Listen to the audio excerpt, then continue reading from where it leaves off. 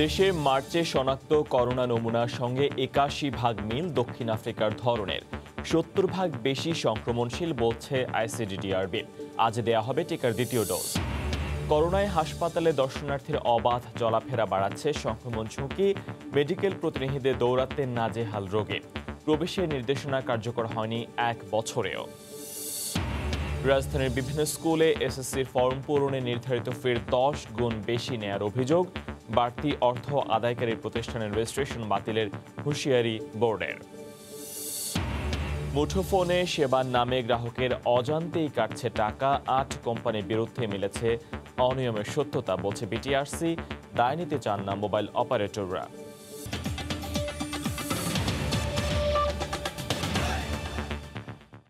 ভোরের সময়ে সঙ্গে আছি ফয়সাল মোরশেদ।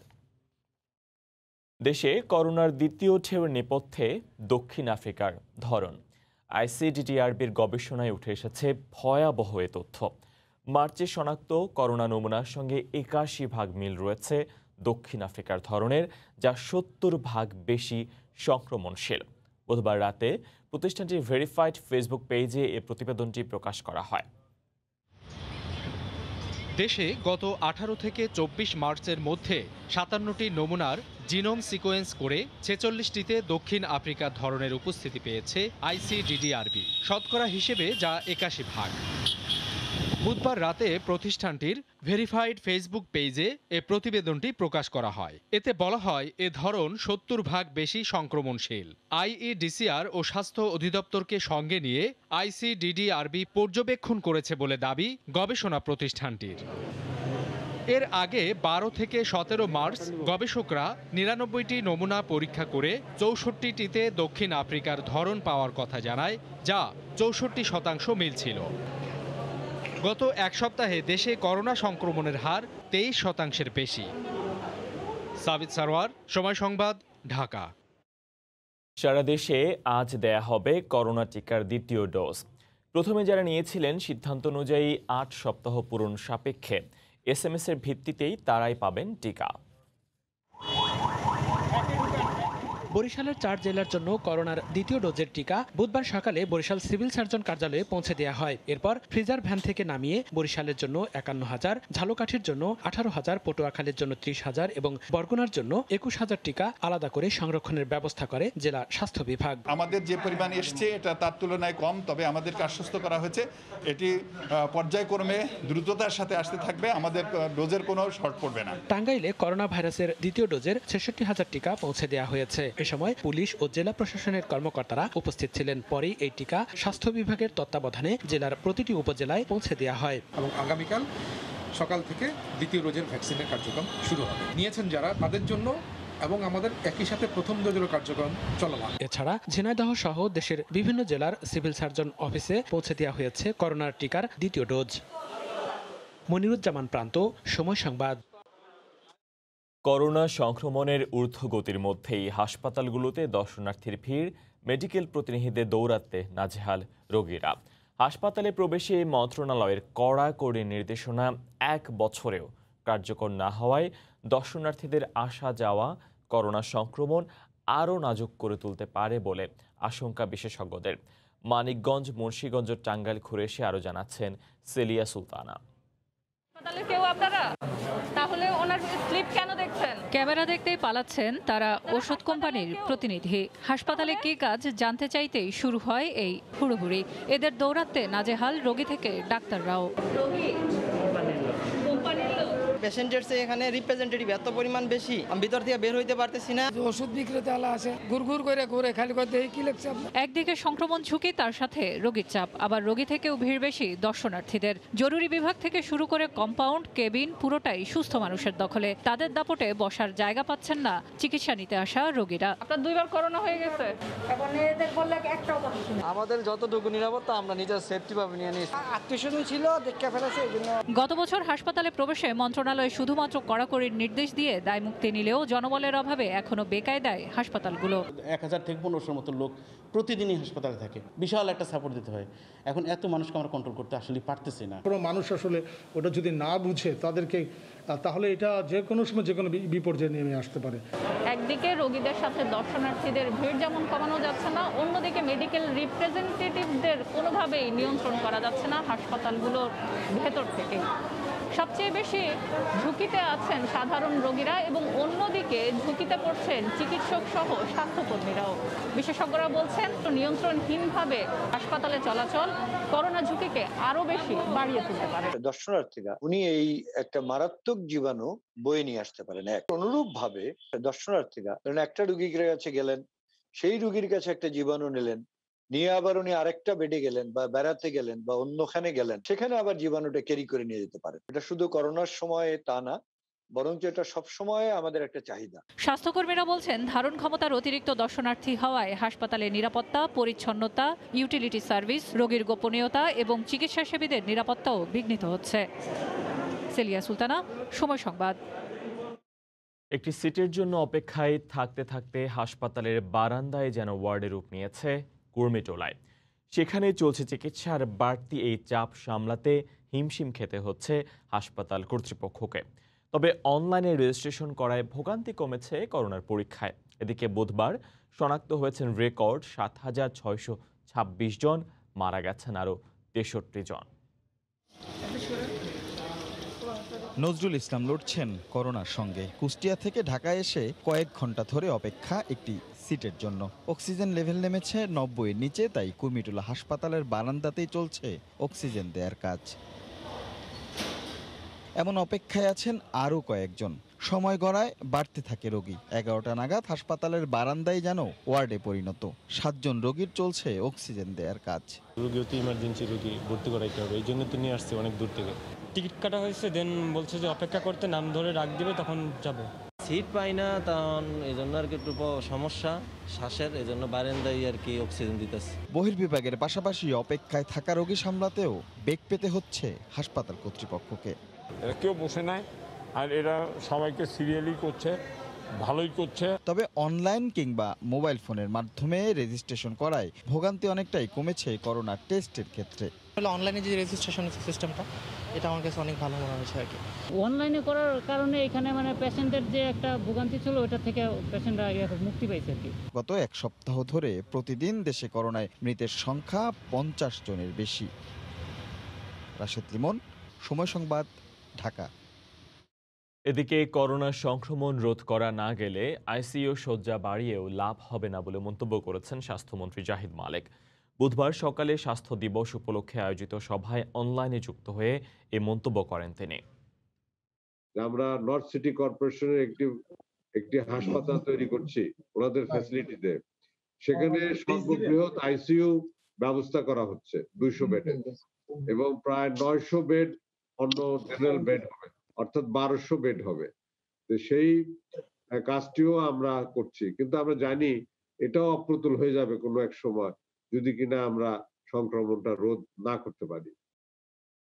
করোনা পরিস্থিতিতে মসজিদে নামাজের আগে পরে যে কোনো ধরনের সভা সমাবেশের ওপর নিষেধাজ্ঞা দিয়েছে ধর্ম মন্ত্রণালয়। বুধবার সন্ধ্যায় মন্ত্রণালয়ের এক জরুরি বিজ্ঞপ্তিতে এ তথ্য জানানো হয়েছে। বিজ্ঞপ্তিতে বলা হয়, বর্তমানে করোনা ভাইরাসের সংক্রমণ আশঙ্কাজনকভাবে বাড়ায় এ ধরনের গণজমায়েত নিরুৎসাহিত করা হচ্ছে। মসজিদে সামাজিক দূরত্ব ও স্বাস্থ্যবিধি অনুসরণ করে তারাবি সহ অন্যান্য নামাজ আদায় করা যাবে। নির্দেশনা মানা না হলে প্রশাসন ও আইনশৃঙ্খলা রক্ষা বাহিনী ব্যবস্থা নেবে বলে বিজ্ঞপ্তিতে উল্লেখ করা হয়।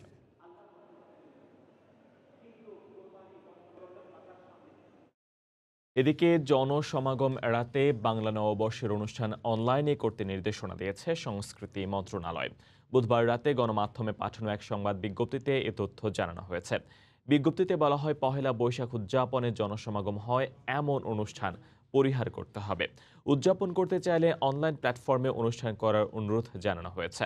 সংস্কৃতি মন্ত্রণালয়ের উপসচিব স্বাক্ষরিত এই বিজ্ঞপ্তিতে আরও বলা হয়েছে, কোনো অবস্থাতেই মানুষের ভিড় হয় এমন কোনো আয়োজন করা যাবে না। করোনা ভাইরাসের প্রভাবে গত বছরের নববর্ষ আয়োজনেও ছিল কড়া বিধিনিষেধ। এই নির্দেশনা বাস্তবায়নে আইনশৃঙ্খলা রক্ষা বাহিনী সহ সরকারের 12টি বিভাগে পাঠানো হয়েছে। ট্রায়াল স্থগিত করেছেন কর্তৃপক্ষ। স্বাস্থ্যগত নিরাপত্তা নিয়ে উদ্বেগ দেখা দেয়ায় এই সিদ্ধান্ত বলে জানিয়েছে অক্সফোর্ড ইউনিভার্সিটি। তবে তথ্য উপাত্ত বিশ্লেষণ করে শিগগিরই পুনরায় ট্রায়াল শুরু হতে পারে বলেও জানানো হয়েছে। এদিকে অক্সফোর্ড অ্যাস্ট্রাজেনেকা টিকার সঙ্গে মস্তিষ্কে রক্ত জমাট বাঁধার স্পষ্ট সম্পর্ক রয়েছে বলে দাবি করেছেন ইউরোপিয়ান মেডিসিন এজেন্সির একজন জ্যেষ্ঠ কর্মকর্তা। বিতর্ক যেন পিছু ছাড়ছে না অক্সফোর্ড অ্যাস্ট্রাজেনেকার ভ্যাকসিনের। মানবদেহে প্রয়োগ শুরুর পর থেকেই পার্শ্ব প্রতিক্রিয়া ও শরীরে রক্ত জমাট বাঁধার মতো ঘটনার কারণে ভ্যাকসিনটির প্রয়োগ স্থগিত রাখে ইউরোপের বেশ কয়েকটি দেশ। এছাড়া নতুন ধরনের করোনা প্রতিরোধে কার্যকর না হওয়ায় টিকাটির আমদানি বন্ধ করে দেয় দক্ষিণ আফ্রিকা। শরীরে রক্ত জমাট বাঁধার সঙ্গে অক্সফোর্ড অ্যাস্ট্রাজেনেকার ভ্যাকসিনের কোনো সম্পর্ক নেই বলে প্রথম দিকে জানিয়েছিল ইউরোপিয়ান মেডিসিন এজেন্সি ইমা। তাদের ওই বক্তব্যে একমত হয়েছিল বিশ্ব স্বাস্থ্য সংস্থা WHO। এমন বাস্তবতায় ভ্যাকসিনটি নিয়ে নতুন শঙ্কার কথা জানালেন ইউরোপিয়ান মেডিসিন এজেন্সির এক জ্যেষ্ঠ কর্মকর্তা। ইমার ভ্যাকসিন ইভ্যালুয়েশন দলের প্রধান বলেছেন, মস্তিষ্কে রক্ত জমাট বাঁধার ঘটনা খুব বিরল হলেও অক্সফোর্ড অ্যাস্ট্রাজেনেকার টিকার সঙ্গে এর স্পষ্ট সম্পর্ক রয়েছে। তবে কি কারণে এটি হচ্ছে তা এখনও অজানা বলেও জানান ওই কর্মকর্তা। ঔষধ নিয়ন্ত্রক সংস্থাগুলো বলে আসছে, ঝুঁকির চেয়ে ভ্যাকসিনটির উপকারিতা অনেক বেশি। ইউরোপের 92 লাখ মানুষের শরীরে অ্যাস্ট্রাজেনেকার টিকা প্রয়োগ করা হয়েছে। এর মধ্যে মাত্র 4 জনের ক্ষেত্রে মস্তিষ্কে বিরল রক্ত জমাটের ঘটনা ঘটেছে। এদিকে শিশুদের ওপর ভ্যাকসিনটির ট্রায়াল স্থগিত রাখার সিদ্ধান্ত নিয়েছে অক্সফোর্ড বিশ্ববিদ্যালয়। এর কারণ সম্পর্কে বিস্তারিত কিছু উল্লেখ করা না হলেও ভ্যাকসিনটির নিরাপত্তা নিয়ে উদ্বেগ দেখা দেয় এমন সিদ্ধান্ত বলে জানিয়েছে কর্তৃপক্ষ। তবে তথ্য উপাত্ত বিশ্লেষণ করে শিগগিরই পুনরায় ট্রায়াল শুরু করা হবে বলে জানায় অক্সফোর্ড বিশ্ববিদ্যালয়। রবিউল ইসলাম আওলাদ, সময় সংবাদ। ইউরোপের বিভিন্ন দেশে করোনা পরিস্থিতির অবনতি হলেও ভিন্ন চিত্র জিব্রাল্টারে। স্পেন উপকূলে অবস্থিত এই অঞ্চলের বাসিন্দাদের বেশিরভাগই ভ্যাকসিন নেয় অনেকটাই নিয়ন্ত্রণে মহামারী। নেই মাস্ক পরার কোনো বালাই। ইউরোপের মধ্যে সবচেয়ে দ্রুত ভ্যাকসিন কার্যক্রম শেষ করায় করোনাকে পেছনে ফেলে স্বাভাবিক হতে শুরু করেছে জিব্রাল্টারের জনজীবন। টানা 9 দফার কারফিউ শেষে মিলল মুক্তি, নেই মাস্ক পরায় বাধ্যবাধকতা। রেস্তোরাঁগুলো আগের মতো রাত 2টা পর্যন্ত খোলা রাখার অনুমতি দিয়েছে কর্তৃপক্ষ। এতে স্বস্তি ফিরেছে স্থানীয় বাসিন্দাদের মাঝে। অবশেষে বন্দি জীবন থেকে মুক্তি মিলল, কিন্তু শুধু আমাদের দেশ এগিয়ে গেলে হবে না, গোটা বিশ্ব করোনা মুক্ত হলেই সত্যিকারের স্বাভাবিকতা ফিরে পাবো আমরা। তবে সরকারিভাবে বিধিনিষেধ তুলে নেওয়া হলেও এখনো স্বাস্থ্যবিধি মেনে চলছেন অনেকেই। ভ্যাকসিনের ওপর আমার সম্পূর্ণ আস্থা নেই। নতুন ধরনের করোনা থেকে এই ভ্যাকসিন মুক্তি দেবে তার কোনো নিশ্চয়তা নেই, তাই মাস্ক ব্যবহার ছাড়িনি। গত বছর করোনায় জিব্রাল্টারের পরিস্থিতিও ভয়াবহ রূপ নেয়। মাত্র 33,500 জনসংখ্যার অঞ্চলটিতে কোভিডে প্রাণ হারান 94 জন, আক্রান্ত হন 4,500 মানুষ। বর্তমানে কোনো করোনা রোগী না থাকায় এবং বেশিরভাগই ভ্যাকসিন নেয়ায় আবারও আগের রূপে ফিরতে শুরু করেছে স্পেন উপকূলের ব্রিটিশ শাসিত ভূখণ্ডটি। সৃষ্টি ঘটক।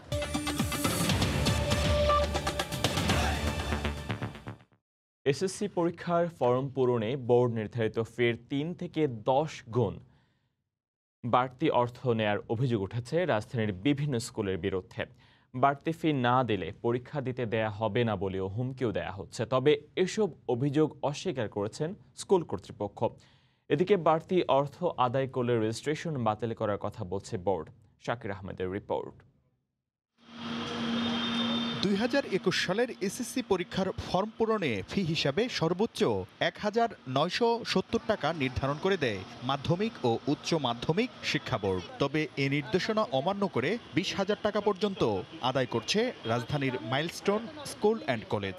পরীক্ষা যতদিন না হচ্ছে ততদিন আমাদের বেতন ফি দিতেই হবে। বোর্ডের নির্দেশনা অনুযায়ী কোভিড-19 মহামারীর কারণে নির্বাচনী পরীক্ষা না নেয়ার কথা থাকলেও ফি বাবদ নেওয়া হচ্ছে 4,500 টাকা। পরীক্ষার ফি 4,800 টাকা। এভাবে যে পরীক্ষার ফিটা কি, ল্যাব চার্জটাকে কিভাবে নিচ্ছে, সরকার নির্দেশনার বাইরে কিভাবে সে টাকা চার্জ করে। 2021 সালে কোনো ধরনের বেতন নেওয়া যাবে না বলে বোর্ড থেকে নির্দেশনা দেয়া হলেও জানুয়ারি থেকে মার্চ পর্যন্ত 3 মাসের বেতন বাবদ বাড়তি 7,200 টাকা আদায় করছে মাইলস্টোন কলেজ। আর অনলাইনে ল্যাব করানোর কথা বলে নেওয়া হচ্ছে 4,000 টাকা। মার্চ পর্যন্ত অবশ্যই বেতন দিতে হবে। এছাড়া তাদের ল্যাব ফি দিতে হবে। বললাম যে কেন ল্যাব ফি দিব, ল্যাব হয়নি। তারা বললো যদি সরকার যেহেতু বলেছে পরীক্ষার আগে 60 দিন ক্লাস নিবে তখন তারা ল্যাব করাবে। তাই আমি বললাম যে যদি ক্লাস না হয় সেই ক্ষেত্রে কি আমরা টাকাটা ফেরত পাবো? বললো না। তবে অভিভাবকদের এসব অভিযোগের বিষয়ে জানতে চাইলে কলেজ কর্তৃপক্ষ তা অস্বীকার করেন। বোর্ড থেকে বলা হয়েছে বেতন নেওয়া যাবে না, আপনারা নিচ্ছেন কেন? না, আমরা বেতন নিচ্ছি না, কোনো ফি নিচ্ছি না বা এরকম লেছে না। 17,000 টাকা নিচ্ছেন। এটা আমি তো নিচ্ছি না। বোর্ড নির্ধারিত ফির বাইরে 3 গুণ অর্থ আদায়ের অভিযোগ আছে রাজধানীর বাড্ডার রত্নগর্ভা ফরিদা জামান স্কুল অ্যান্ড কলেজের বিরুদ্ধেও। 1800 টাকা নেওয়ার কথা ছিল, কিন্তু ওনারা 9000 টাকা নিচ্ছে আমাদের কাছ থেকে। অনেক গার্ডিয়ানদের সাথে অনেক কথা কাটাকাটিও হয়েছে ওনাদের, কিন্তু গার্ডিয়ানরা শেষ পর্যন্ত এখান থেকে হার মেনেই বের হয়েছে। নির্ধারিত ফির বাইরে অতিরিক্ত অর্থ আদায়কারী প্রতিষ্ঠানের রেজিস্ট্রেশন বাতিল করা হবে বলে হুঁশিয়ারি দিয়েছে বোর্ড। বোর্ড কর্তৃক নির্ধারিত টাকার বাইরে 1 টাকাও নেওয়া যাবে না। টাকা সব ফেরত দিতে হবে, আদারওয়াইজ সেই স্কুলগুলিকে সাফার করতে হবে।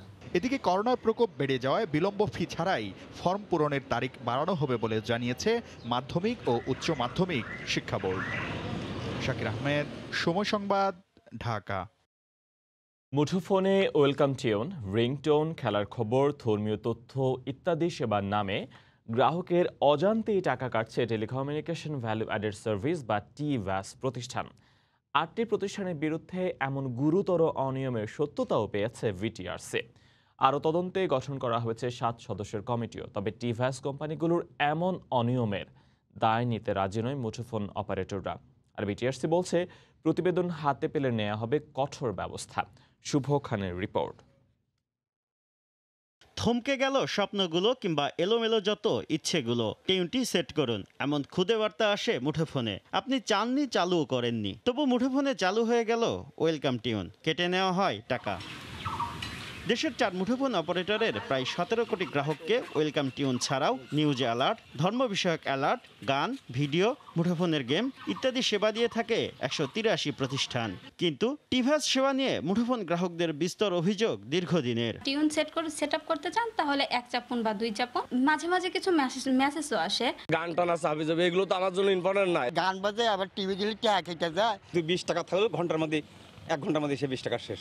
অভিযোগ অনুসন্ধানে নেমে 8 প্রতিষ্ঠানের অনিয়মের সত্যতা পেয়েছে বিটিআরসি। মূলত স্বল্প শিক্ষিত এবং ফিচার ফোন গ্রাহকদের টার্গেট করে টিভ্যাস প্রতিষ্ঠানগুলো। মধ্যরাতের পর চালু হয় সেবা। এক্ষেত্রে টার্গেট গ্রাহকদের তথ্য মোবাইল ফোন অপারেটরের মাধ্যমে কন্টেন্ট প্রোভাইডার বা ডিজিটাল মার্কেটিং কোম্পানিকে সরবরাহ করা হয়। আমরা 100% কমপ্লায়েন্স, বা আমাদের এখান থেকে কোনো ধরনের কোনো নন কমপ্লায়েন্স কোনো ইস্যুতেই নাই। তো আমাদের কাছে যা যা ইনফরমেশন জানতে চেয়েছে আমরা সমস্ত কিছু কমপ্লাই করেছি। এই ইনভেস্টিগেশনের ব্যাপারটা আসলে বিটিআরসি নিজেরাই দেখতেছে। ইনভেস্টিগেশন শেষ না হওয়া পর্যন্ত আসলে কিছুই বলা যাবে না। বিটিআরসি বলছে মুঠোফোন অপারেটররা চাইলে গ্রাহকের অজান্তে টাকা কাটতে পারতো না সার্ভিস প্রোভাইডাররা। বিটিআরসি আমাদেরকে 14 মার্চ 2021-এর মধ্যে SMS কনসেন্টের মাধ্যমে টিভ্যাস চালু করার নির্দেশনা দেয়। আমরা এই নির্দেশনাটাও কিন্তু সঠিক সময় বাস্তবায়ন বা ইমপ্লিমেন্ট করেছি।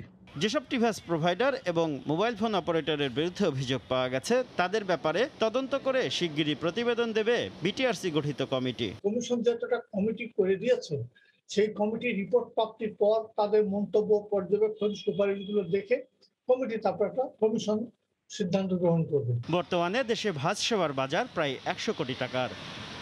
শুভ খান, সময় সংবাদ, ঢাকা। চারদিকে প্রতারণার ভয়ঙ্কর ফাঁদ। শহর থেকে গ্রামগঞ্জে বিস্তৃত প্রতারকদের নেটওয়ার্ক। চাকরি দেয়া থেকে শুরু করে বিদেশি লোক পাঠানো, সর্বত্রই অবাধ বিচরণ প্রতারকদের। প্রতারণার শিকার অশিক্ষিত থেকে উচ্চশিক্ষিত সবাই। বাদ যাচ্ছে না আইনশৃঙ্খলা রক্ষা বাহিনীর সদস্যরাও। পুলিশ বলছে মানুষ ঠকানোকে পেশা হিসেবে বেছে নিয়েছে এক শ্রেণীর মানুষ। ফাঁদে পা দিয়ে সর্বশান্ত হচ্ছেন শত শত মানুষ। বুলবুল রেজার রিপোর্ট। ওসিকে একটু বলে দিয়ে যে মাসুদের একটা ঝামেলা আছে, জায়গার জন্য ঠিকঠাক করে দেবে। প্রধানমন্ত্রীর বিশেষ সহকারী দাবি করা আইয়ুব আলী পেশায় ক্ষুদ্র ব্যবসায়ী। মাধ্যমিকের গণ্ডি পাড়ি দিতে না পারলেও রপ্ত করেছেন প্রতারণার বহুমাত্রিক কৌশল। মোটা অঙ্কের বেতন দিয়ে রেখেছেন একজন ব্যক্তিগত সহকারীও। কথায় কথায় পুলিশকে ধমক দেওয়া এই কথিত বিশেষ সহকারী এখন গোয়েন্দা জালে। আলহামদুলিল্লাহ, ওই আপনাদের ওই এসপি সার্কেল আছে না সদর, কি নাম ওরা আমি এই ইচ্ছা মতো নিয়োগ বদলি, ভর্তি, বাণিজ্য সহ নানা ধরনের তদবিরে প্রধানমন্ত্রীর কার্যালয়ের এক প্রটোকল অফিসারের ভুয়া সিল স্বাক্ষর ব্যবহার করতেন আইয়ুব আলী। নিজেকে পরিচয় দিতেন ওই প্রটোকল অফিসারের ছেলে হিসেবে। আমি মঞ্জিলা ফারুকের ছেলে, আমি এমক, ঠিক আছে, আমি প্রধানমন্ত্রীর বিশেষ সহকারী পেজ 2 এটা বলতো। আমি চিন্তা করছি যে এই কাজ আর করবো না। অপরাধের সিংহভাগ এখন প্রতারকদের দখলে। জাতীয় পরিচয়পত্র, পাসপোর্ট, লোভনীয় চাকরি, এমনকি করোনার নমুনা পরীক্ষার নামে চলছে প্রতারণা।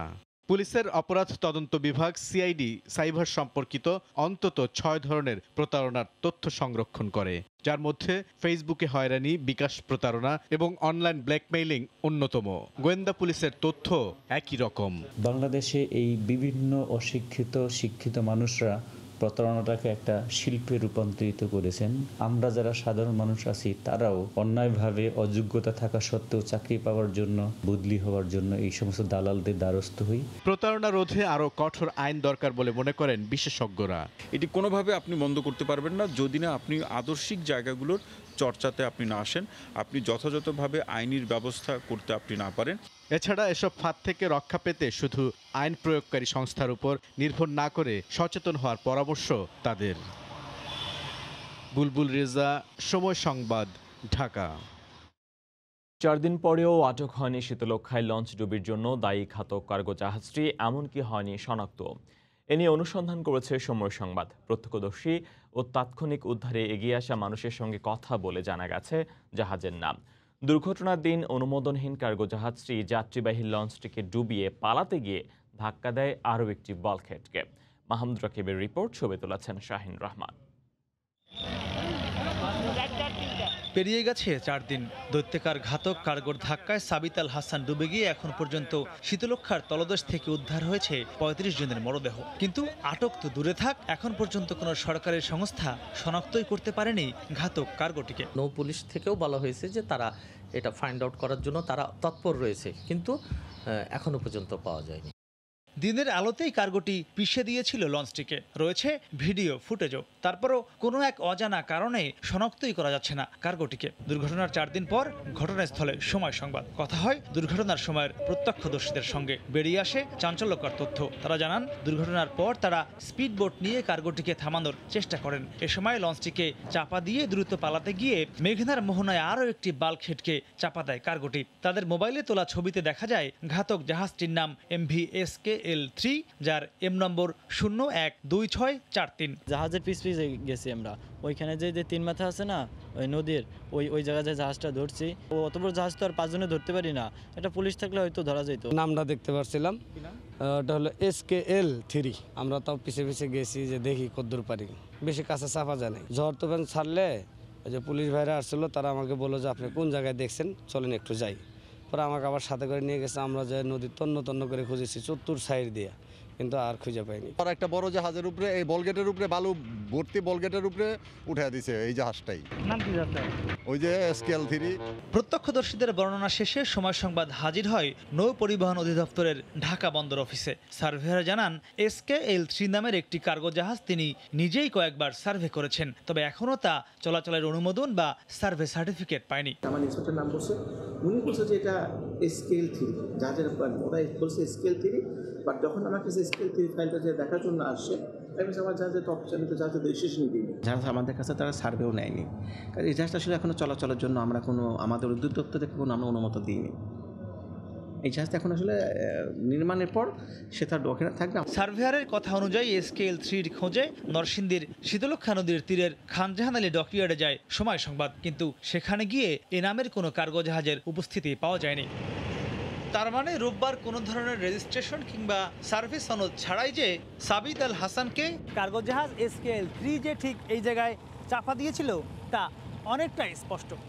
তবে সংশ্লিষ্টরা বলছেন, গেল 4 দিনেও নৌ মন্ত্রণালয় ও পুলিশ বাহিনীর সদস্যরা এখনও জাহাজটিকে আটক তো দূরে থাক, শনাক্ত করতে পারেনি, যা অনেকটাই হতাশাজনক। তারা বলছেন, সরকারি সংস্থাগুলোর এমন আচরণের কারণেই এসব ঘাতক জাহাজগুলো দিন দিন আরও অনেক বেশি বেপরোয়া হয়ে উঠছে।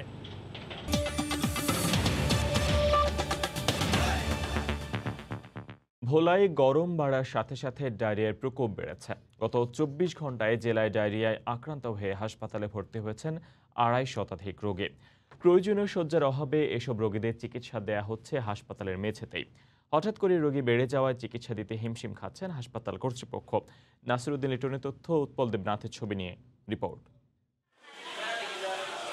250 শয্যার ভোলা সদর হাসপাতালে ডায়রিয়া ওয়ার্ডে শয্যা সংখ্যা 10টি। গত 24 ঘন্টায় হাসপাতালে ডায়রিয়া আক্রান্ত হয়ে ভর্তি হয়েছেন 97 জন রোগী। শয্যার অভাবে এসব রোগীদের চিকিৎসা দেওয়া হচ্ছে বিভিন্ন ওয়ার্ডের করিডোরের মেঝেতে। গত এক সপ্তাহ ধরে প্রতিদিনই বাড়ছে রোগীর সংখ্যা। সদর হাসপাতালের মতো উপজেলা স্বাস্থ্য কমপ্লেক্সগুলোতেও ডায়রিয়া আক্রান্ত রোগীর সংখ্যা বেড়েছে। জেলায় 24 ঘন্টায় মোট 2.5 শতাধিক রোগী ভর্তি হয়েছেন। এ অবস্থায় দুর্ভোগ কমাতে শয্যা সংকট দূর করা সহ সেবার মান বাড়ানোর দাবি সংশ্লিষ্টদের। হাসপাতালে আনার পর পাতলা পায়খানা কমে নেই। সিস্টাররা ওষুধ দিয়ে গেছিল আর সারাদিন আইয়া না, রাত্রও আসে নাই। ইঞ্জেকশন নিয়ে ঘুরতে আসি পিছে পিছে, কেউ ইয়া করতে আসে না। ফ্যানের কষ্ট, কয়েল কিনে সারা রাত বয়ে থাকি। আর হঠাৎ করে রোগী বেড়ে যাওয়ায় সেবা নিশ্চিত করতে হিমশিম খাচ্ছে স্বাস্থ্যকর্মীরাও। একজনের কাছ থেকে গেলে আরেকটা রোগী এসে পড়ে, ম্যানেজ করতে আমাদের খুব কষ্ট হয়। এখানে সবচেয়ে বড় সমস্যা হয়েছে যে আমাদের স্টাফ কম। জনবল ও শয্যা সংকটের মধ্যেও সর্বোচ্চ সেবা নিশ্চিতের চেষ্টা চলছে বলে জানায় হাসপাতাল কর্তৃপক্ষ। প্রায় 3 জন সিস্টার একসাথে কাজ করতেছে এখানে, আর এছাড়া আমাদের ডাক্তাররা মোটামুটি রেগুলারই পর্যবেক্ষণ করতেছে। গত এক মাসে জেলার হাসপাতালগুলোতে ভর্তি হওয়া রোগীর সংখ্যা 1490 জন। স্টেশন নির্মাণ নিয়ে ঠিকাদারের বিরুদ্ধে অনিয়মের অভিযোগ উঠেছে। নিম্নমানের সামগ্রী ব্যবহার এবং গুণগত মান ঠিক না রেখে কাজ করা হচ্ছে বলে অভিযোগ এলাকাবাসীর। দ্রুত এ বিষয়ে তদন্ত করে ব্যবস্থা নেওয়ার জোর দাবি জানিয়েছেন স্থানীয় জনপ্রতিনিধিরা। তরিকুল ইসলামের প্রতিবেদন, ক্যামেরায় ছিলেন নিয়ামুল হোসেন কোচি। প্রায় 3.5 কোটি টাকা ব্যয়ে নির্মিত হচ্ছে খুলনা তেরখাদা উপজেলার ফায়ার সার্ভিস স্টেশন। গণপূর্ত বিভাগের তত্ত্বাবধানে এ কাজের বাস্তবায়ন করছে একটি ঠিকাদারি প্রতিষ্ঠান। করোনা পরিস্থিতির কারণে কাজটি কয়েক মাস বন্ধ রাখা হয়েছিল। সরেজমিনে দেখা যায় ভূমি উন্নয়নের জন্য বালু ব্যবহারের কথা থাকলেও পুরনো ভবনের ভাঙা পলেস্তারা ও মাটি ব্যবহার করা হয়েছে। মাঝে মাঝে ব্যবহার করা হচ্ছে জমাট বাঁধা সিমেন্ট, ব্যবহার করা হচ্ছে নিম্নমানের পাথর। 22 মিলি রডের পরিবর্তে 16 মিলি রড দেওয়ার কথা ছিল, বালি দিছে মাটি। ওই যে পিলারগুলো আপনার দেখতেন কুজো। পাথর দেওয়ার কথা 1 নম্বর, দিচ্ছে 3 নম্বর। ইটের খোয়া দেওয়ার কথা 1 নম্বর, আছে 3 নম্বর। মনিটরিং করে কারা বা কারা এখানে এইগুলো দেখাশোনার দায়িত্বে আছে, আমরা আজ পর্যন্ত তাদেরকে দেখতে পাই নাই। ঠিকাদারি প্রতিষ্ঠানের সংশ্লিষ্টরা বলছেন একটি পিলার বাঁকা হয়েছে, সেটা ঠিক করা হবে।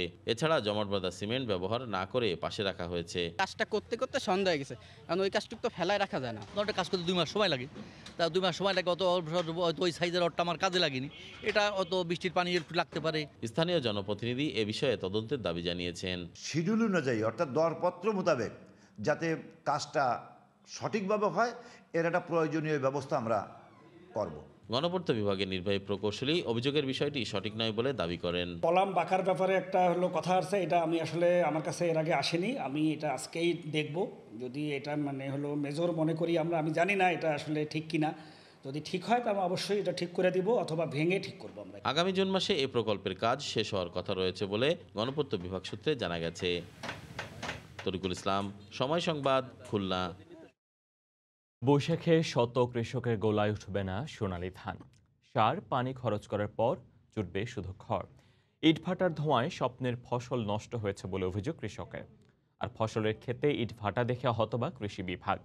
তদন্তের পর ব্যবস্থা নেওয়া হবে বলে জানিয়েছেন ইউএনও। আতুল হক সাগরের ক্যামেরায় গাইবান্ধা থেকে হেদায়েতুল ইসলাম বাবুর রিপোর্ট। কদিন আগেও সবুজের বুক চিরে মৌমাথায় ধানের শীষে স্বপ্ন ছিল, সব শেষ। টাকায় কেনা সার, পানি আর হাড়ভাঙ্গা খাটুনির ফসল গোলায় উঠবে না। মাঠের পর মাঠে ধানের গাছ থাকলেও সাদা শীষে সবই চিটা। সরকারের সকল নিয়ম নীতিকে বৃদ্ধাঙ্গুলি দেখিয়ে পলাশবাড়ির সাকোয়া গ্রামে মাত্র 100 গজের মধ্যে গড়ে উঠেছে 6টি ইটভাটা। আর এসব ইটভাটার তপ্ত ধোঁয়ায় এবার পুড়ল কৃষকের কপাল, এমনটাই দাবি এলাকাবাসীর। সদরের ভাটপাড়ার কৃষকেরও একই দশা। শুধু ধান নয়, সবজি ও ফলের গাছও পুড়ে গেছে। বছর 3 আগেও ইটভাটার আগুনে কপাল পোড়ে কৃষকের। আমার নিজের তো জমি নেই, আমার পরের জমি আদি করি, তো কষ্ট করে আবাদ করছি, আবাদটা মারি গেল। জমিন ধান একবারে সাদা হয়ে গেছে। আমার জন্য না ক্ষতিপূরণ জল না জল দেয়, তাহলে আমরা কই পাবো? আমরা কিছুই খাওয়া পাইতেছে না, ইটার ভাটার মনে করেন যে আমরা শেষ করে ফেলাইতেছে। সম্প্রতি অতিরিক্ত গরম আবহাওয়া আর ঝোড়ো বাতাসে ইটভাটা থেকে নির্গত উত্তপ্ত ধোঁয়া মিশে ফসলের এই ক্ষতি পরিদর্শনের পর বলছে কৃষি বিভাগ, আর তদন্ত করে পদক্ষেপ নেয়ার আশ্বাস ইউএনওর। এই গ্রামটা যে এত ক্ষতিগ্রস্ত হয়েছে আমি দেখলাম সরজমিনে, এটা কিন্তু ব্যাপক ক্ষতিগ্রস্ত হয়েছে।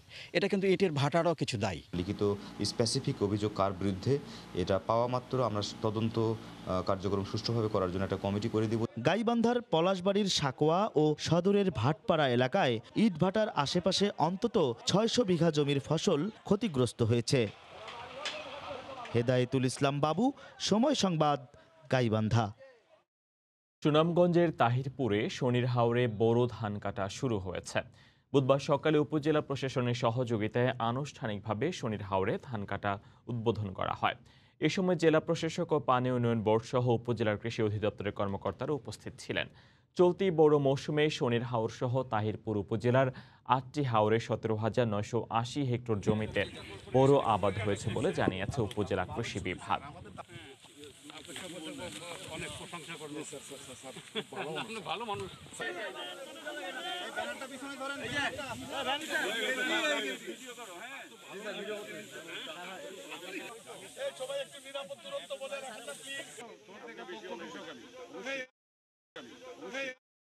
নোয়াখালীর সুবর্ণচরে ভুলুয়া নদীর পার্শ্ববর্তী বেড়িবাঁধ ভেঙে জোয়ারের পানিতে ক্ষতিগ্রস্ত হয়েছে প্রায় 100 একর জমির ফসল। ক্ষতিগ্রস্ত এলাকাবাসী জানিয়েছেন, গত 26শে মার্চ বেড়িবাঁধের ভেঙে যাওয়া অংশ দিয়ে লবণ পানি ঢোকে চর জুবিলি ইউনিয়নের মধ্যম ও দক্ষিণ চর ব্যাগ্গা গ্রামে। তলিয়ে যায় প্রায় 100 একর ফসলি জমি। এখনও প্রায় প্রতি 12 ঘন্টায় অন্তত একবার করে প্লাবিত হচ্ছে। এতে নষ্ট হচ্ছে তরমুজ, ঢেঁড়স, মরিচ, আলু ও ডালসহ বিভিন্ন প্রকার ফসল। ক্ষতির মুখে পড়েন শতাধিক কৃষক। এই অবস্থায় দ্রুত বাঁধ মেরামতের দাবি জানিয়েছেন এলাকাবাসী।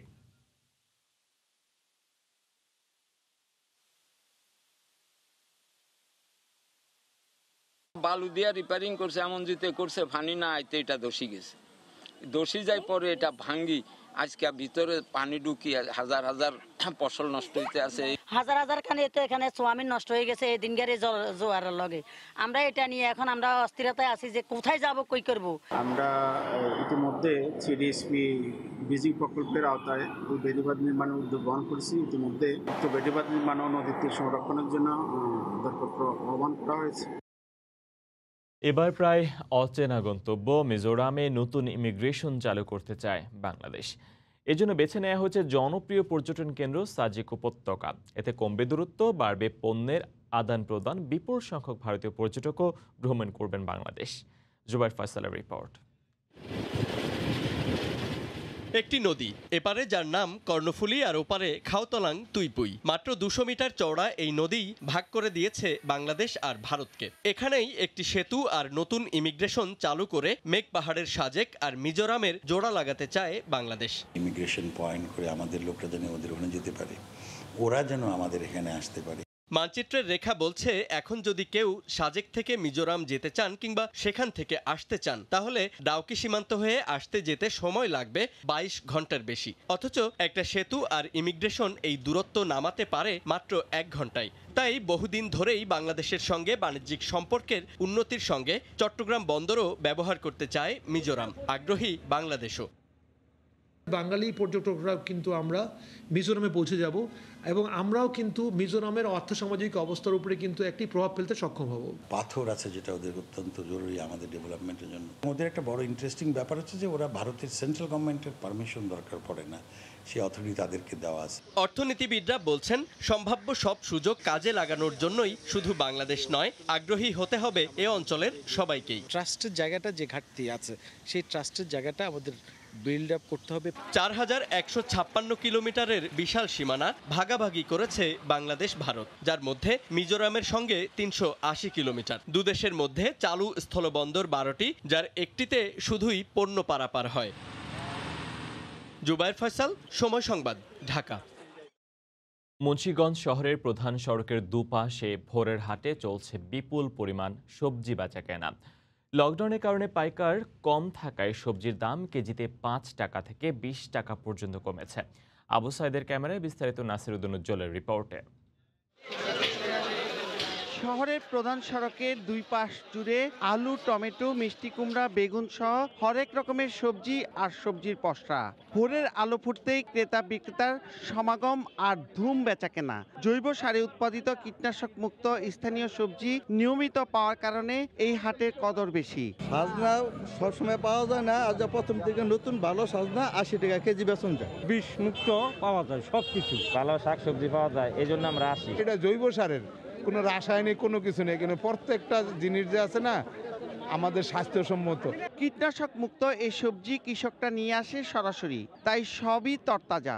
200 উপরে গৃহস্থ আসে বাজারে মাল বেচতে। কীটনাশক ঔষধ এবং রাসায়নিক সার ছাড়া এই সবজি উৎপাদিত হয়। এই সবজি সাধারণ পাবলিকে কিনা নিয়ে খাইতে স্বচ্ছন্দ বোধ করে। চৈত্রের ভোরে প্রতিদিনই এ হাটে জৈব সারে উৎপাদিত সবজি বিক্রি করতে আসেন 200-রও বেশি কৃষক।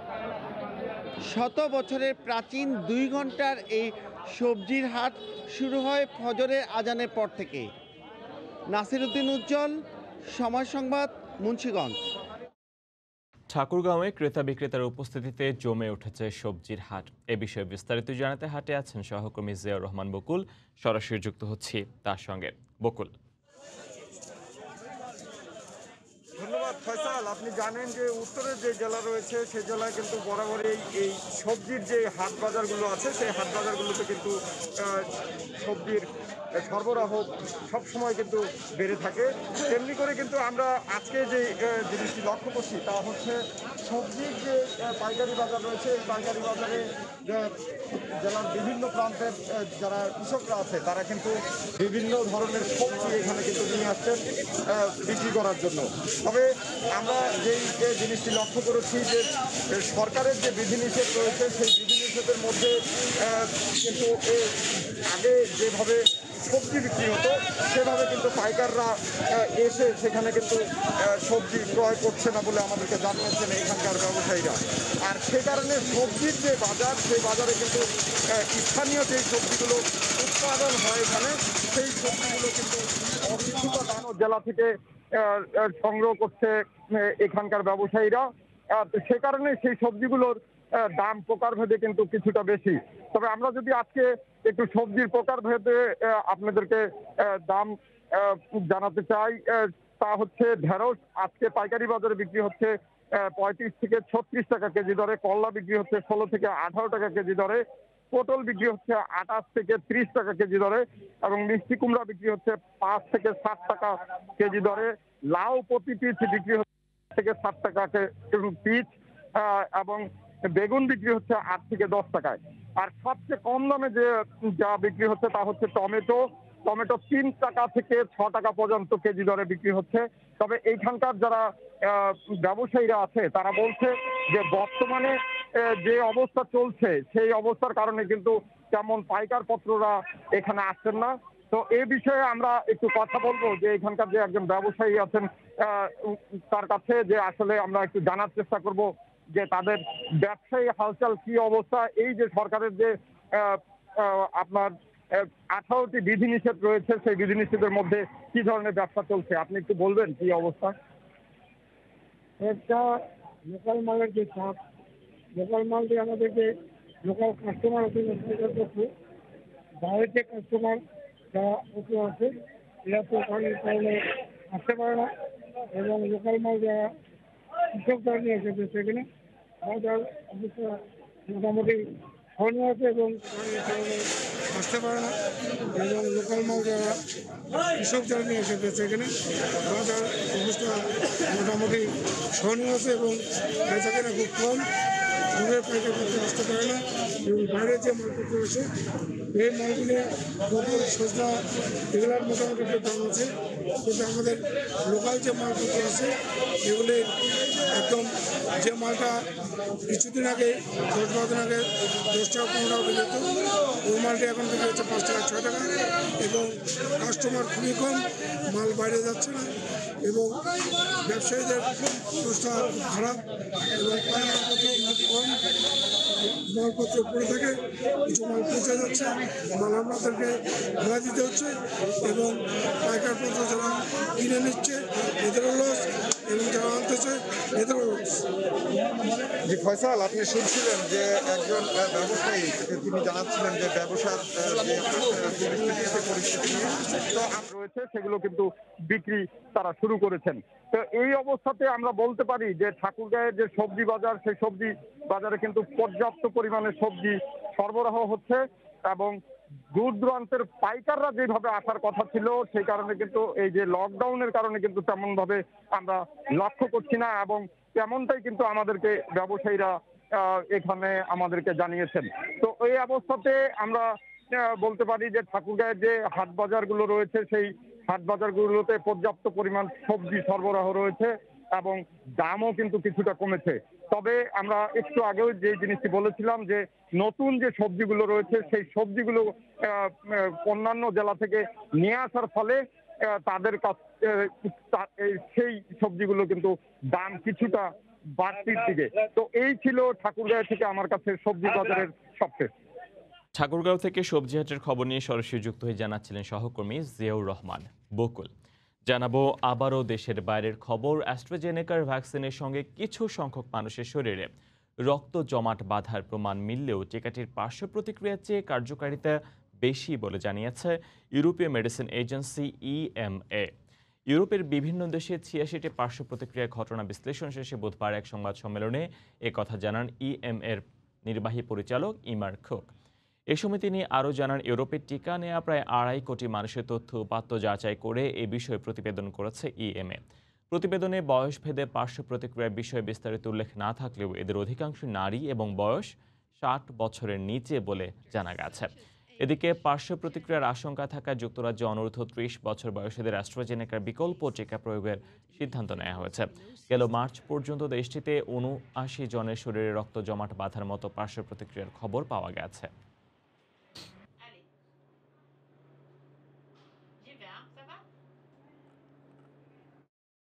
ভারতে সরকারি ভর্তুকিতে স্বল্প মূল্যে ভ্যাকসিন কার্যক্রমের লক্ষ্যমাত্রা অর্জনের পাশাপাশি উৎপাদন বাড়িয়ে বিদেশে রপ্তানি অব্যাহত রাখতে ৩,০০০ কোটি রুপি প্রয়োজন বলে জানিয়েছে পুনের সেরাম ইনস্টিটিউট। প্রতিষ্ঠানটির প্রধান আদর পুনাওয়ালা জানিয়েছেন, করোনা সংক্রমণ রোধে জুন জুলাই মাসের মধ্যেই যত বেশি সংখ্যক মানুষকে টিকা দিতে হবে সেজন্য উৎপাদন বাড়ানোর প্রয়োজন, আর সেজন্যই ৩,০০০ কোটি রুপি অর্থ প্রয়োজন বলে জানিয়েছেন আদর পুনাওয়ালা। তিনি আরও বলেন, টিকার উৎপাদন নিয়ে অত্যন্ত চাপের মুখে রয়েছে তার সংস্থা। বর্তমানে সেরাম মাসে ৬ কোটি ডোজ টিকা উৎপাদন করছে।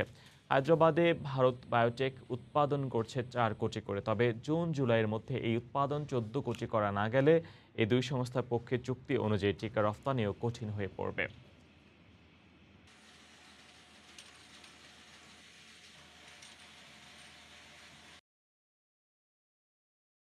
ফ্রান্সে করোনার ভ্যাকসিন কার্যক্রমের গতি বাড়ানোর প্রতিশ্রুতি অনুযায়ী প্যারিসের জাতীয় স্টেডিয়ামে টিকা কেন্দ্র খোলা হয়েছে। সপ্তাহে এখান থেকে ১০,০০০ মানুষকে করোনার ভ্যাকসিন দেওয়ার পরিকল্পনা রয়েছে সরকারের। এদিকে গেল সপ্তাহে ফ্রান্সে প্রতিদিন ৫০ থেকে ৬০,০০০ মানুষ করোনায় আক্রান্ত হলেও গত দুদিনে আক্রান্তের হার কিছুটা কমেছে। প্যারিস থেকে বিস্তারিত জানিয়েছেন লুৎফুর রহমান বাবু। এ মাস থেকে ফ্রান্সে করোনার ভ্যাকসিন কার্যক্রমের গতি বাড়ানো হবে সরকারের তরফ থেকে এমন ঘোষণা দেওয়া হয়েছিল আগে। আর সেই লক্ষ্যে ফ্রান্সের জাতীয় স্টেডিয়াম স্টাদ দে ফ্রান্সে করোনার ভ্যাকসিন কার্যক্রমের কেন্দ্র খোলা হয়েছে। এখান থেকে প্রতি সপ্তাহে ১০,০০০ মানুষকে করোনার ভ্যাকসিন প্রদান করা হবে সরকারের এমন পরিকল্পনা রয়েছে বলে জানা গেছে। গেল বছরের ২৭ ডিসেম্বর দেশটিতে করোনার ভ্যাকসিন কার্যক্রম শুরু হয়েছিল। এখন পর্যন্ত প্রথম ডোজের করোনার ভ্যাকসিন নিয়েছেন ৯৩ লাখেরও বেশি মানুষ, যা মোট জনসংখ্যার ১৩.৯০%। আর দ্বিতীয় ডোজের টিকা নিয়েছেন ৩১ লাখেরও বেশি মানুষ, যা মোট জনসংখ্যার ৪.৬০%। করোনার ভ্যাকসিন নিয়েছেন অনেক প্রবাসী বাংলাদেশিও, তবে বড় ধরনের কোনো পার্শ্ব প্রতিক্রিয়া হয়েছে এমন খবর এখন পর্যন্ত পাওয়া যায়নি। তবে কিছু পার্শ্ব প্রতিক্রিয়ার জন্য মাঝখানে অ্যাস্ট্রাজেনেকার ভ্যাকসিন প্রদান স্থগিত ঘোষণা করা হয়। পরবর্তীতে ইউরোপীয় ইউনিয়নের ওষুধ নিয়ন্ত্রণ সংস্থা থেকে এই ভ্যাকসিনকে নিরাপদ ঘোষণার পর আবারও ফ্রান্সে অ্যাস্ট্রাজেনেকার ভ্যাকসিন প্রদান শুরু হয়েছে। দেশটির প্রধানমন্ত্রী জন কাস্তেয়াক অ্যাস্ট্রাজেনেকার ভ্যাকসিন নিয়েছেন। এদিকে ফ্রান্সে গেল সপ্তাহে প্রতিদিন 50 থেকে 60,000 মানুষ করোনায় আক্রান্ত হন। তবে গেল 2 দিন থেকে ফ্রান্সে আবারও করোনায় আক্রান্তের হার কিছুটা কমেছে। যদিও এর আগে লক্ষ্য করা গেছে করোনার সংক্রমণ কমলেও তা স্থায়ী হয় না, পরবর্তীতে আবারও সংক্রমণের হার বেড়ে যায়। তাই অনেকেই শঙ্কা প্রকাশ করে বলেছেন হয়তোবা আবারও করোনা সংক্রমণ বাড়তে পারে। করোনার পাশাপাশি ঠান্ডাজনিত বিভিন্ন রোগে এখন মানুষজন ভুগছেন, আর এই সপ্তাহে আবহাওয়া ভালো হওয়ারও কোনো খবর নেই। মামুল উসমান বাবু, সময় সংবাদ, প্যারিস। জার্মানিতে সরকারি টিকাদান কেন্দ্রগুলো ছাড়াও চলতি সপ্তাহ থেকে সাধারণ চিকিৎসকদের চেম্বারে করোনার টিকা দেয়া শুরু করতে যাচ্ছে দেশটির স্বাস্থ্য বিভাগ। তবে সংক্রমণের ঊর্ধ্বগতির মধ্যেই চলমান লকডাউনে শিথিলতা আনার পরিকল্পনা করছে দেশটির জার্ল্যান্ড অঙ্গরাজ্য। জার্মানির বার্লিন থেকে বিস্তারিত বিটু বড়ুয়ার রিপোর্টে।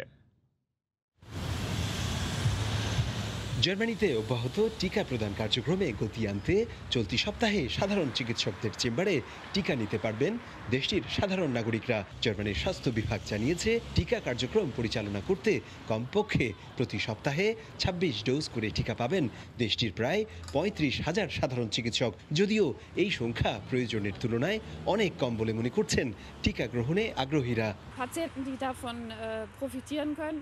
আমি মনে করি প্রতি সপ্তাহে ডাক্তারদের চেম্বারে 26 ডোজ প্রয়োজনের তুলনায় খুবই কম। এমনও হতে পারে যেসব রোগীর আগে টিকা পাওয়া দরকার সে নাও পেতে পারে। এক্ষেত্রে সঠিক রোগী খুঁজে বের করতে ডাক্তারদের বেগ পেতে হতে পারে। এদিকে ব্রাজিল, দক্ষিণ আফ্রিকা ও ব্রিটেনের করোনার নতুন ধরনের সংক্রমণের মধ্যেই জার্মানিতে চলমান লকডাউনে আরও কড়াকড়ি দেওয়ার বিষয়ে আলোচনা চালিয়ে যাচ্ছে দেশটির 16টি অঙ্গরাজ্যের মিনিস্টার প্রেসিডেন্টরা। তবে এরই মধ্যে মঙ্গলবার থেকেই পাইলট প্রকল্পের অংশ হিসেবে প্রতিবেশী ফ্রান্সের নিকটবর্তী অঙ্গরাজ্য জার্ল্যান্ডে থিয়েটার, কনসার্ট, সিনেমা বা শরীর চর্চা কেন্দ্র খুলে দেওয়ার ঘোষণা দিয়েছে স্থানীয় প্রশাসন। তবে এক্ষেত্রে অঙ্গরাজ্যটির নাগরিকদের দেখাতে হবে 24 ঘন্টার করোনার negative certificate. Corona gibt es, streite ich nicht ab, aber die Maßnahmen finde ich übertrieben. জার্ল্যান্ড প্রশাসনের সিদ্ধান্তকে আমি স্বাগত জানাই। আমি মনে করি করোনা আছে, কিন্তু এ নিয়ে এত ভয় না পেয়ে আমাদেরকে সতর্ক হতে হবে। টিকা নেয়া না নেয়ার বিষয়টি একান্তই নাগরিকদের ব্যক্তিগত সিদ্ধান্ত, এটি চাপিয়ে দেওয়ার কিছু নেই। Es gab immer Grippetote. এই অবস্থায় জার্মান সংক্রমণ বিশেষজ্ঞরা বলছেন শিথিলতা নয়, বরং রূপ বদলানো করোনাকে রুখে দিতে কমপক্ষে 2 থেকে 3 সপ্তাহের কঠোর লকডাউনের কোনো বিকল্প নাই। সাধারণ চিকিৎসকের চেম্বার কিংবা সরকারি টিকাদান কেন্দ্র যেখান থেকেই হোক, যে কোনো মূল্যে করোনার এমন ভয়াবহ পরিস্থিতিতে সবাইকে টিকাদানের আওতায় আনার আহ্বান এদেশের সাধারণ নাগরিকদের। জার্মানির বার্লিন থেকে পিটু বড়ুয়া, সময় সংবাদ। বিশ্বের বিভিন্ন দেশের মতো কুয়েতেও বাড়ছে করোনা আক্রান্ত ও মৃতের সংখ্যা। এ অবস্থায় আবারও কারফিউ জারি করতে যাচ্ছে দেশটি। তবে আসন্ন রমজান উপলক্ষে কারফিউর সময়সীমা 1 ঘন্টা কমানোর সিদ্ধান্ত নেওয়া হয়েছে। কুয়েত থেকে শরীফ মোহাম্মদ মিজানুর রহমানের তথ্য ও ছবি নিয়ে রিপোর্ট। আবারও করোনায় বিপর্যস্ত কুয়েত, বেড়েই চলেছে আক্রান্ত এবং মৃতের সংখ্যা। এ অবস্থায় ফের কারফিউ জারি করতে যাচ্ছে কুয়েত সরকার। সংশ্লিষ্ট মন্ত্রণালয় জানিয়েছে 8 এপ্রিল থেকে 10 ঘন্টার রাত্রিকালীন কারফিউ চলবে। তবে পবিত্র রমজান মাস উপলক্ষে কারফিউর সময় 1 ঘন্টা কমানোর সিদ্ধান্ত নেওয়া হয়েছে। এছাড়া কারফিউ চলার সময় সন্ধ্যা 7টা থেকে রাত 10টা পর্যন্ত আবাসিক এলাকায় চলাচলের অনুমতি দেওয়া হয়েছে। একই সঙ্গে রেস্টুরেন্টগুলো রাত 3টা পর্যন্ত হোম ডেলিভারি দিতে পারবে। করোনা নিয়ন্ত্রণে কুয়েত সরকারের এসব সিদ্ধান্তের প্রশংসা করেছেন প্রবাসী বাংলাদেশিরা। আমরা সাধুবাদ জানাই সরকারকে, মানুষের নিরাপত্তার জন্যই বাড়িয়েছে। আপনারা একে অপরের জন্য দোয়া করবেন, সবাই সবার জন্য দোয়া করবেন, ভালো থাকবেন, স্বাস্থ্যবিধি মেনে চলবেন।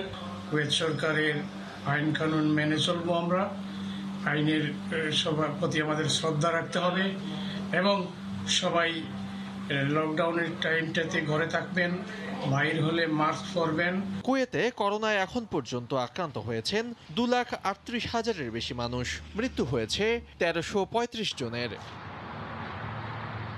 সময় সংবাদ, কুয়েত।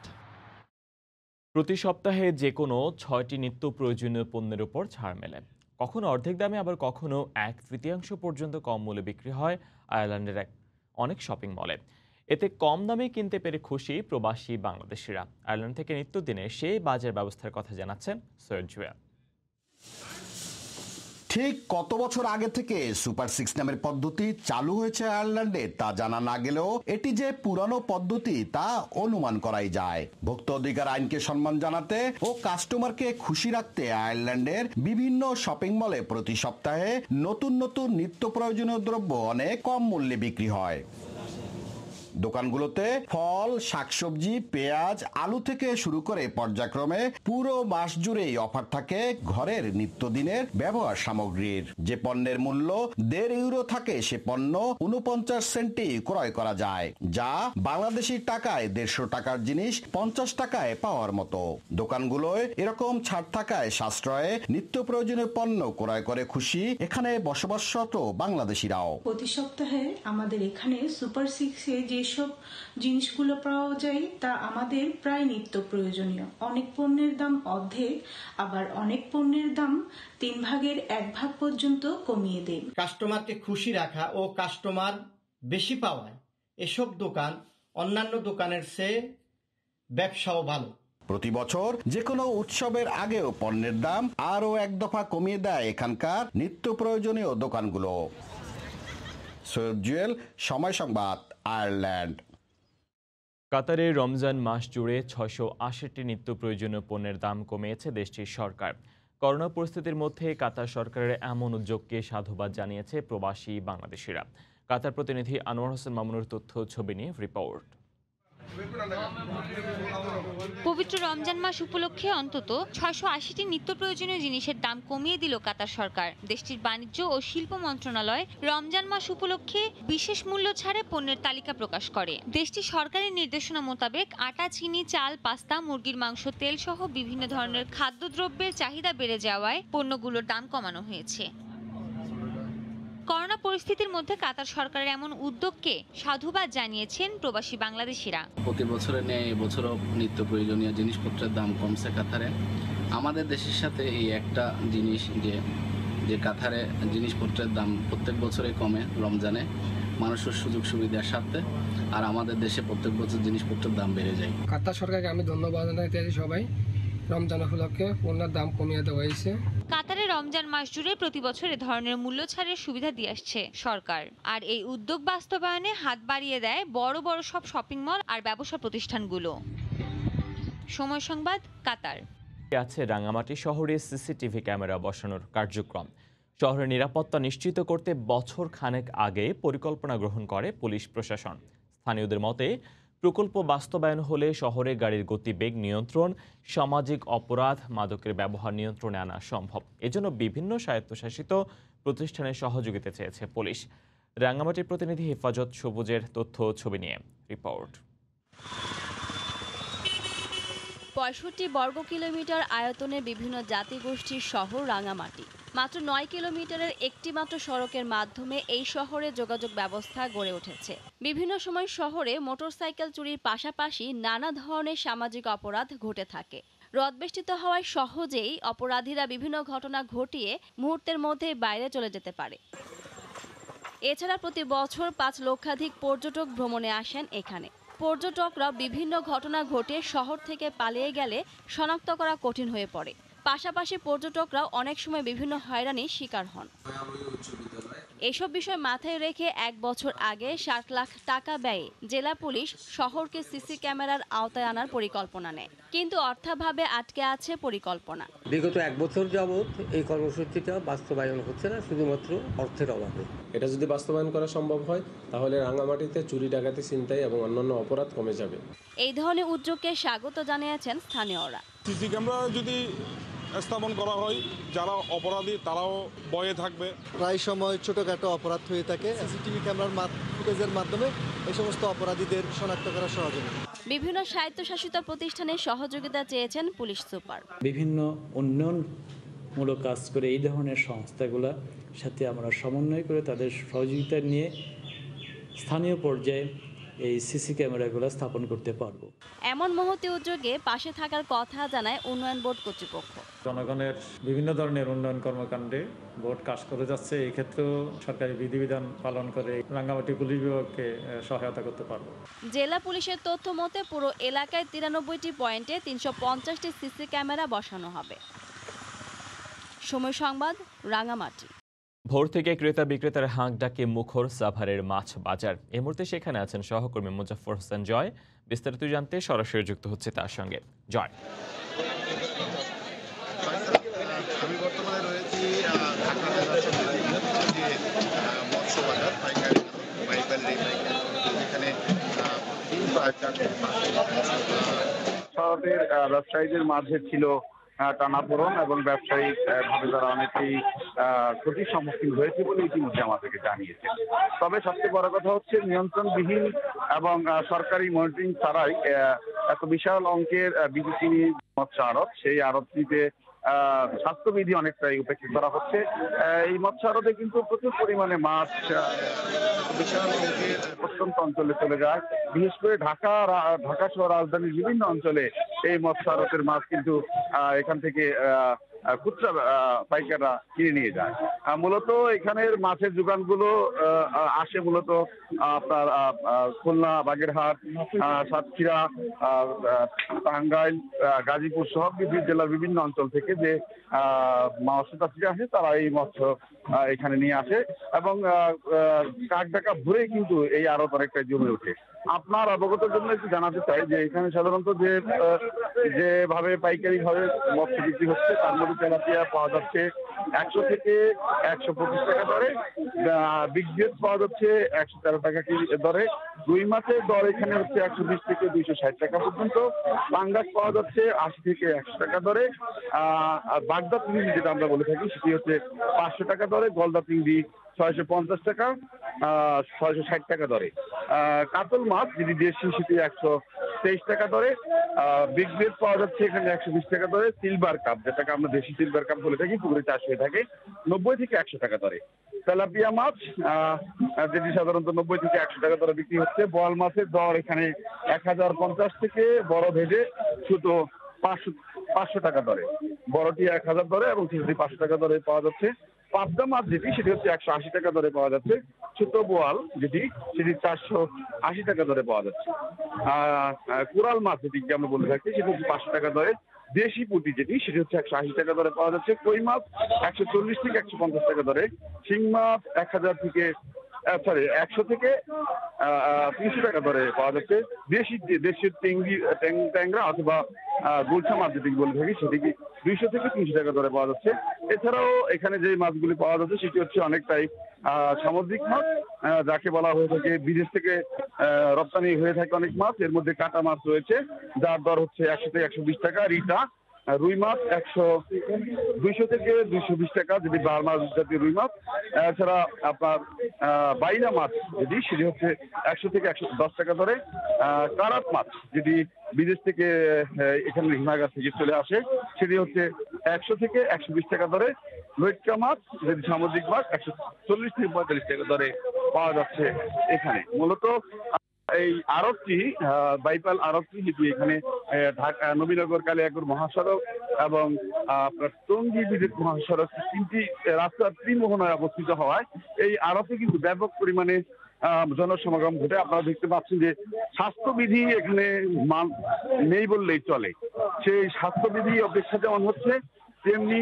মাছের আড়তের যে নিয়ম নীতি, সরকারি যে মনিটরিং এবং ব্যবস্থাপনা সবকিছুতে এখানে দেখা গিয়েছে খামখেয়ালিপনা এবং এখানকার যারা খুচরা বিক্রেতা আছে, খুচরা ক্রেতা আছে তারা যদি আমাদেরকে জানিয়েছেন যে সরকারি মনিটরিং না থাকার কারণে যে যারা বিভিন্নভাবে খুচরা ব্যবসায়ীরা এখানে মাছ নিতে আসে তারা নানা ধরনের নাজেহালের শিকার হন এবং অনেকটাই কোনো নিয়ম নীতি তোয়াক্কা না করে এই বাজার কমিটি তাদের ইচ্ছা মতো স্বেচ্ছাচারিতা এখানে চালাচ্ছে, যার ফলে নিম্ন আয়ের যে ক্ষুদ্র মাছ ব্যবসায়ীরা রয়েছে তারা অনেকটাই ক্ষতিগ্রস্ত হচ্ছে।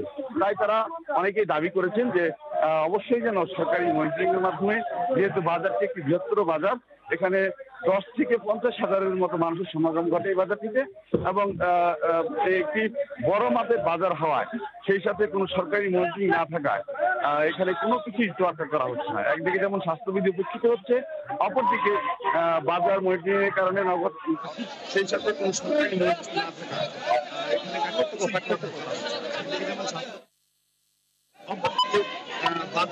মালিক পক্ষ, বাজার পক্ষ, বাজার মালিক সমিতি সব মিলিয়ে এখানে একটি লেজুপুরে অবস্থা বলে এখানকার ব্যবসায়ীরা আমাকে যদি জানিয়েছেন। তো তারা জানিয়েছেন সরকারের সাথে হস্তক্ষেপের মাধ্যমে এই বাজারটি একটি সুন্দর বাজারের মনিটরিং ব্যবস্থার মধ্য দিয়ে সম্পন্ন করা সম্ভব। তো ফয়সাল, আশুলিয়ার বাইবেল বাজার থেকে আমার কাছে এই ছিল মাছ নিয়ে সর্বশেষ সংবাদ। ফয়সাল। সহকর্মী মোজাফর হোসেন জয় সরাসরি যুক্ত হয়ে জানাচ্ছিলেন আমাদেরকে মাছ বাজারের খবর।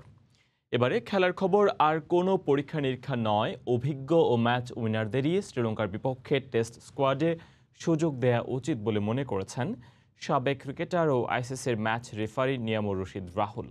আজ 18 সদস্যের টেস্ট দল ঘোষণা করার কথা রয়েছে, যেখানে থাকতে পারে 6 জন বিশেষজ্ঞ পেসার। স্পিনিং উইকেটে যা অযৌক্তিক বলে মত সাবেক পেসার মোহাম্মদ শরীফের। 4 বছর আগে কলম্বোতে শততম টেস্ট জয়ের স্মৃতি এখনো অমলিন। নিজেদের দুর্দিনে আবারও সামনে প্রতিপক্ষ শ্রীলঙ্কা। মুশফিক, হাসান মাহমুদ ও মাহমুদুল্লাহ রিয়াদের ফিটনেস রিপোর্ট হাতে এসে পৌঁছয়নি, যার জন্য টেস্ট দল ঘোষণার অপেক্ষাটা বাড়ছে। টেস্ট দলে কাদের সুযোগ মিলবে তা নিয়ে কাটাছেঁড়া হচ্ছে। 1 বছর পর মাহমুদুল্লাহ রিয়াদের টেস্ট দলে অন্তর্ভুক্তি বড় চমক হতে পারে। মিস্টার ডিপেন্ডেবল মুশফিক হাতের ইনজুরি থেকে সেরে উঠেছেন। করোনা মুক্ত হয়ে ফিট ওপেনার সাদমান ইসলাম, সাইফ হাসান ও হাসান মাহমুদ টেস্ট দলে ডাক পেতে পারেন। লঙ্কা টেস্টের জন্য 18 সদস্যের দল ঘোষণা করতে পারে বিসিবি। জোর গুঞ্জন দলে নেওয়া হতে পারে 6 পেসার। কিন্তু শ্রীলঙ্কার উইকেট ঐতিহ্যগতভাবেই হয় স্পিন সহায়ক। এমন উইকেটে যদি আসলেই পেসার নিয়ে দল সাজানো হয়, তবে সেটা কতটা যৌক্তিক সে প্রশ্ন এসে যায়। ঘরে বাইরে শেষ 8 ম্যাচে জয় নেই টাইগারদের। কোচ থেকে সিনিয়র ক্রিকেটার সবাইকে পড়তে হচ্ছে প্রশ্নের মুখে। নিউজিল্যান্ডে লাস্টে খেলে আসছি, সেখানেই বা কয়জন পেস বোলার খেলানো হয়েছে। তো সেটা থেকে চিন্তা যদি করি, বাংলাদেশের কন্ডিশন শ্রীলঙ্কার কন্ডিশন অলমোস্ট সেম, বরং আমাদের চাইতে ওইদিকে গরমটা একটু আরও বেশি, প্রচণ্ড তাপ থাকে। আর উইকেটগুলো তো আমরা বেশি নর্মালি আমরা জানি কী ধরনের উইকেট তারা করে থাকে। সবসময় আমরা ফ্ল্যাট ট্র্যাক দেখেছি, অনেক বেশি রান হয় উইকেটে, সেখানে পেস বোলারদের আসলে বেশি কিছু করণীয় থাকে না। তো সেই জায়গা থেকে সেটার দিকে চিন্তা করে 6 জন পেস বোলার যদি দুইটা টেস্টের জন্য বিবেচনা করা হয়, সেটা কতটুকু আইডিয়া এবং কতটুকু পারফেক্ট ডিসিশন, সেটা আমার মধ্যে একটু কনফিউশন আছে। দল নিয়ে আর কোনো পরীক্ষা নয়, অভিজ্ঞ ও ম্যাচ উইনারদেরই লঙ্কানদের বিপক্ষে টেস্ট স্কোয়াডে রাখা উচিত বলে মনে করেন টাইগারদের সাবেক এই ক্রিকেটার। সবথেকে বেস্ট পসিবল টিম আমাদেরকে এখানে নিয়ে যাওয়া উচিত এবং যারা এক্সপিরিয়েন্স, যাদের ব্যাটে এর আগে অনেকের ব্যাট এখানে হেসেছে, তাদেরকে এখানে নিয়ে যাওয়া উচিত। এবং আমার কাছে মনে হয় যে সবথেকে ইম্পর্টেন্ট যে জিনিসটা, সেটা হচ্ছে দলগত পারফরমেন্সটা আমাদের এখানে খুবই দরকার। তো আই হোপ যে সিলেক্টররা মাথায় রেখে হয়তো একটা ভালো দল শ্রীলঙ্কাকে পাঠাবে। দল ঘোষণার পরেই তালিকায় থাকা ক্রিকেটারদের করোনা টেস্ট করানো হবে বলে জানা গেছে। 12 এপ্রিল শ্রীলঙ্কার উদ্দেশ্যে দেশ ছাড়বে টিম টাইগার্স। মেহেদী নাইম, সময় সংবাদ। রমজান সামনে রেখে কুষ্টিয়ার হাট বাজারে বেড়েছে পেঁয়াজের সরবরাহ। স্থানীয় কৃষকরাও তাদের উৎপাদিত পেঁয়াজ নিয়ে আসছেন হাটে। এ বিষয়ে জানাতে বাঁশগ্রাম পেঁয়াজের হাটে আছেন সহকর্মী SM রাশেদ। সরাসরি যাচ্ছি তার কাছে। রাশেদ,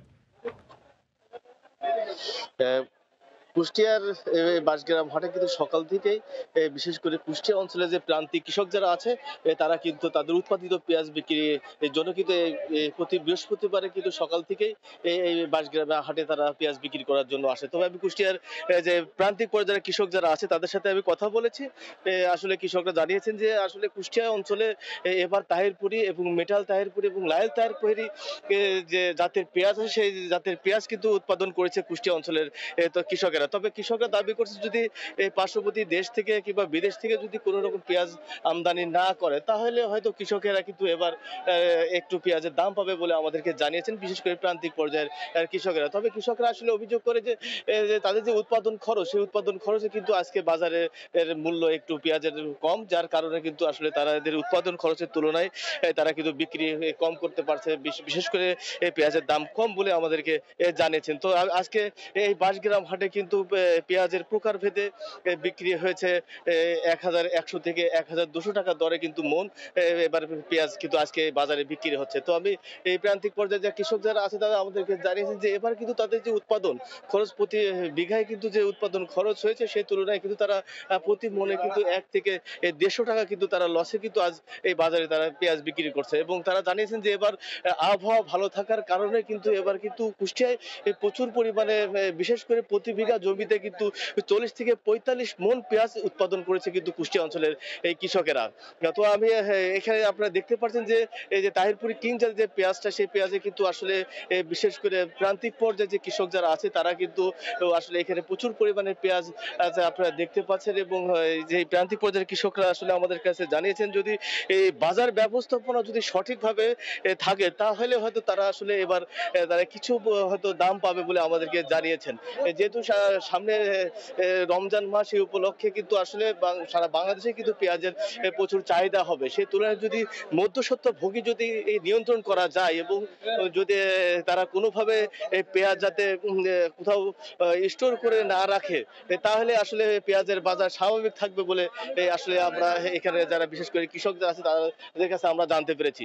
তো আমি এখানে বিশেষ করে এখানে ফুরিয়া ব্যবসায়ী যারা আছে তারা আমাদেরকে জানিয়েছেন যে শুধুমাত্র কুষ্টিয়া ছাড়া কুষ্টিয়া আশেপাশে বিভিন্ন জেলা এবং ঢাকা সহ বিভিন্ন অঞ্চল থেকে কিন্তু যারা পাইকারি ব্যবসায়িক যারা আছে বিশেষ করে পেঁয়াজ ব্যবসায়িক তারা কিন্তু এই হাটের থেকেই তারা আসলে পেঁয়াজগুলো কিনে নিয়ে সারা বাংলাদেশের বিভিন্ন বাজারে বিক্রি করে থাকে। আপনার আমি কৃষি বিভাগের সাথে কথা বলেছি, কৃষি বিভাগ আমাদেরকে জানিয়েছেন মূলত কিন্তু কুষ্টিয়ায় এমনি একটি জেলা যেখানে পেঁয়াজের উদ্বৃত্ত জেলা এবং কুষ্টিয়ার চাহিদা থেকে কিন্তু অনেক বেশি পেঁয়াজ উৎপাদন করে। এবার কিন্তু কুষ্টিয়া শুধুমাত্র কুষ্টিয়া জেলাতে কিন্তু 12,140 হেক্টর জমিতে কিন্তু কৃষকেরা এবার পেঁয়াজ চাষ করেছে। এবং আপনারা দেখতে পাচ্ছেন যে এখানে যারা মূলত এই হাটে যারা বিক্রেতা তারা কিন্তু একদম প্রান্তিক পর্যায়ের যারা কৃষক তারা কিন্তু এই মূলে হাটে কিন্তু মূল বিক্রেতা। এবং এখানে কিন্তু সারা বাংলাদেশ থেকে কিন্তু পাইকারি ব্যবসায়ী যারা বিশেষ করে যারা পাইকারি পেঁয়াজ ব্যবসায়ী তারা কিন্তু এই অঞ্চল থেকে এই পেঁয়াজ কিনে কিন্তু সারা বাংলাদেশের বিভিন্ন বাজারে বিক্রি করে থাকে। তবে কৃষকরা আমাদেরকে জানিয়েছেন যে এবার যেহেতু বীজের দাম বেশি গিয়েছে এবং সার এবং সেচের দাম এবং মূল্য বেশি পড়েছে যার কারণে কিন্তু আসলে তারা যদি 1300 টাকা দরে এই পেঁয়াজ বিক্রি করতে না পারে তাহলে কিন্তু আসলে কৃষকের আর্থিকভাবে লস হবে বলে আমাদেরকে জানিয়েছেন বিশেষ করে প্রান্তিক পর্যায়ের কৃষকেরা। কারণ এবছরে কিন্তু যখন উৎপাদন প্রথম মৌসুম শুরু হয় বিশেষ করে পেঁয়াজের চাষ উৎপাদন তখন কিন্তু বীজের দাম কিন্তু তারা 13,000-14,000 টাকা কেজি দরে কিন্তু তারা বীজ কেনে। এবং কৃষকরা আসলে অভিযোগ করে যে এইভাবে যদি পেঁয়াজের দাম আসলে কমতে থাকে কারণ গত হাটে কিন্তু এই বাজারে কিন্তু পেঁয়াজ বিক্রি হয়েছে 1300 টাকা মন, কিন্তু এবার কিন্তু আজ কিন্তু বাজারে কিন্তু 1200 থেকে 1100 টাকা মন দরে কিন্তু বিক্রি হচ্ছে কিন্তু। এবং এরা কিন্তু বিশেষ করে কৃষকরা জানাচ্ছে যদি বাজার নিয়ন্ত্রণ যদি না করা যায় তাহলে আসলে বাজারে যদি নিয়ন্ত্রণ করা না যায় তাহলে আসলে তারা লসের ভিতরে পড়বে। তো কুষ্টিয়া জেলা প্রশাসক আমাদেরকে জানিয়েছেন যে যাতে কোনো ব্যবসায়িক যাতে কোনোভাবে সিন্ডিকেট করে পেঁয়াজের দাম বাড়াতে না পারে সেই বিষয়ে নজরদারি করছে। তো কুষ্টিয়ার বাঁশগ্রাম বাজার থেকে পেঁয়াজের হাটে এই ছিল আমার কাছে সর্বশেষ তথ্য। কুষ্টিয়ায় পেঁয়াজের হাট থেকে সরাসরি যুক্ত হয়ে জানাচ্ছিলেন সহকর্মী SM রাশেদ।